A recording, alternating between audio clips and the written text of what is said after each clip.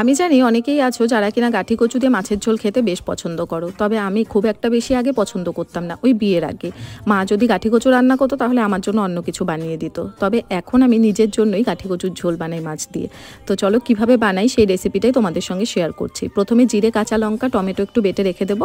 তারপর মাছের গায়ে নুন হলুদ মাখিয়ে মাছ ভেজে তুলে রাখবো। ওই তেলের মধ্যেই টুকরো করে কেটে নেওয়া আলু নুন হলুদ দিয়ে একটু ভেজে নিয়ে আগে থেকে সেদ্ধ করে রাখা গাঠি কচুগুলোকেও ভেজে নেব। তারপর বেঁচে যাওয়া তেলের মধ্যে আর একটু তেল অ্যাড করে গোটা জিরে আর কাঁচা লঙ্কা ফোড়ন দিয়ে তার মধ্যে বেটে নেওয়া মশলা আর বাটি ধুয়ে সামান্য জল, স্বাদ মতো নুন, লঙ্কার গুঁড়ো, হলুদ গুঁড়ো আর একটুখানি চিনি দিয়ে মশলা খুব ভালোভাবে ভেজে নিতে হবে। মশলা থেকে তেল বেরিয়ে আসলে আগে থেকে ভেজে রাখা আলু আর কচুগুলো দিয়ে আর একটু ভালো করে কষিয়ে নিতে হবে। তারপর ঝোলের জন্য গরম জল দিয়ে দিতে হবে। ঝোল ফুটে আসলে ভেজে রাখা মাছগুলো দিয়ে কিছুক্ষণ ফুটিয়ে নিলেই কিন্তু রেডি হয়ে যাবে গাঠি কচু দিয়ে মাছের ঝোল। আর সবশেষে আমার একটা কথাই মনে হয়, মেয়েরা বিয়ের আগেই যত খাওয়া দাওয়া নিয়ে বায়না করে, বিয়ের পরে সবই শিখে নেয়।